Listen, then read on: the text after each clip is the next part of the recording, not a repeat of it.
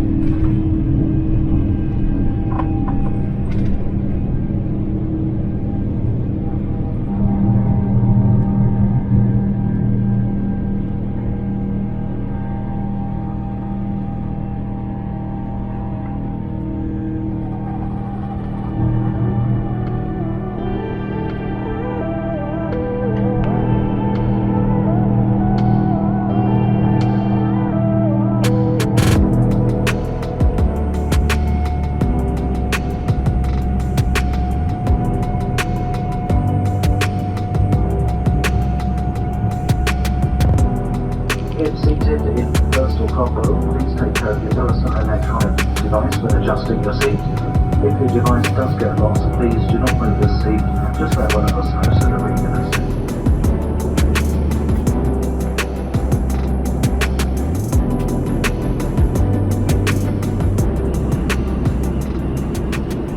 Right, so I was very comfortably settled in now, and cabin crew came around giving out menus. And I mentioned to one of the staff that it was my first time flying long-haul business class, and whether she had any tips.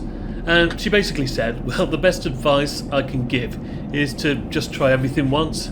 Yeah, that's so I did. And pretty much the first thing being a cranberry blush cocktail, which is basically lots of vodka really, and a packet of nuts. And then shortly afterwards, dinner was served, and I had the roasted lamb shank, which was very nice, and of course a glass of Rioja to go with it.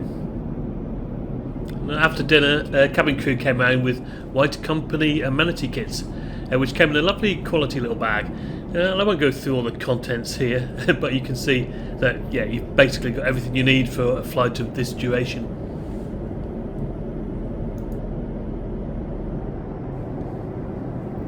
Now the trouble with me on this flight was there's just too many buttons to play around with.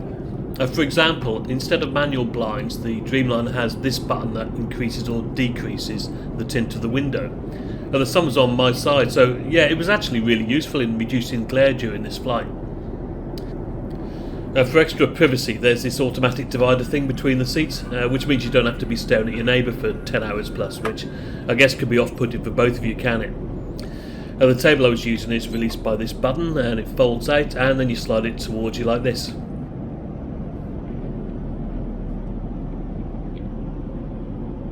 Bear in mind, you can't really get out when there's lots of stuff on it, which can be a bit of a drawback.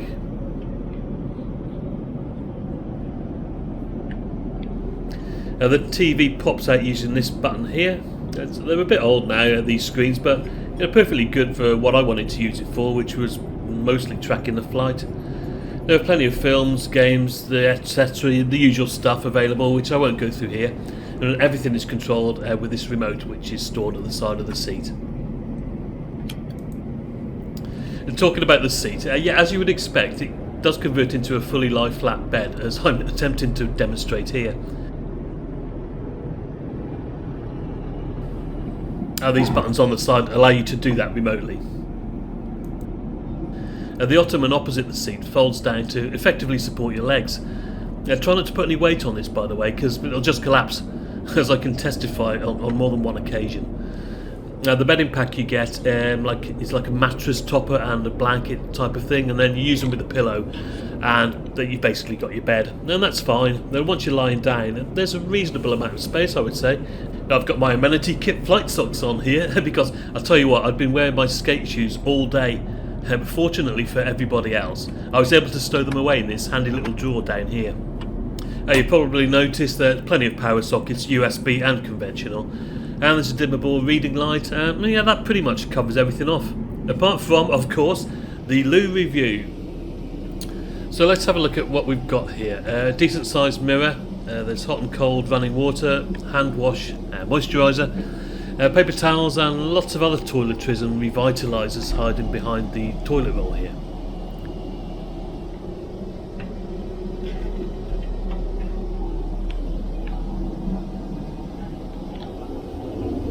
There's a drop down baby changing table. I thought there was more chance of getting one in Club World, but unfortunately not.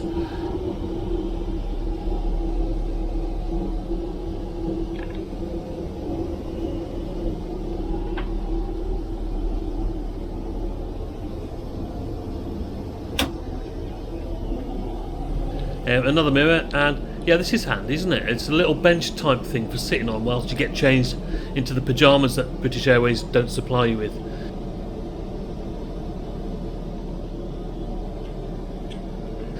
But all in all, it was pretty clean and fully stocked, so no issues at all.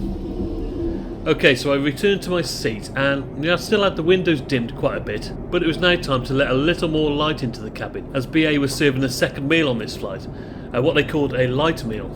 And so I chose the herb roasted chicken breast in tomato sauce and gnocchi. For some strange reason, I seem to have a coffee with me at this point. I don't know where that came from. Anyway, with the bread roll and dessert, it was really filling, and more than ample for the remainder of this flight.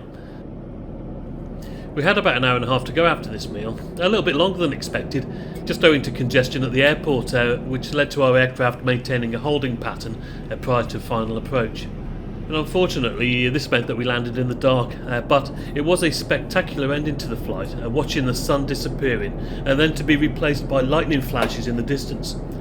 We'll enjoy the highlights as we make our way west and into Mexico City.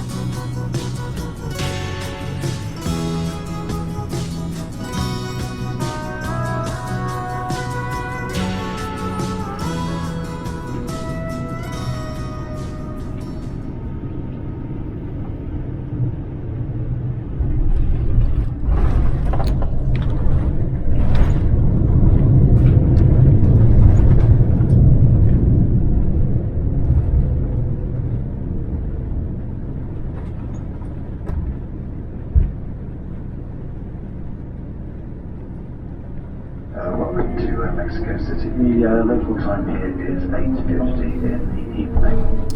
Okay, so I paid about £1,100 for this flight. To be honest, it was difficult to remember the exact price, as I'd had all sorts of vouchers lying around from cancellations that had occurred over the last couple of years. You know, it was such a relief to finally be flying out on this long-haul adventure, I can tell you that. And overall, it's not a bad price in my opinion. But I'd be really interested to know if you guys have had any decent flight bargains yourselves, or at least since early 2022 anyway. Now, I've found business class deals to be pretty scarce over the last few months. Anyway, I think I was first off the aircraft and I made my way along the jet bridge. I spent about 30 minutes at passport control and then I took a taxi to the hotel. Hello Mexico. I need my bed. Hopefully I'll be quick through security, taxi, and hotel. Cheers for that. Oh my god. Mexico City, I'll tell you what, I'm just look at me. I'm shattered. That was over 11 hours, that flight. We had to hold for about 40 minutes before landing. Very busy. And that was my third flight of the day as well, believe it or not. It is 5 to 10 local time here, which I guess means it's 5 to 4 back in the UK. And you see that thing there? That is a massive bed, isn't it? And I am going to enjoy every minute in a bit. I'm absolutely shattered, guys. I hope you enjoyed the video. Thank you very much for watching. Join me on another adventure soon. I've got a few things coming up in Mexico, so yeah, I'll catch you on another one soon. And thank you very much. As always, guys, cheers for now.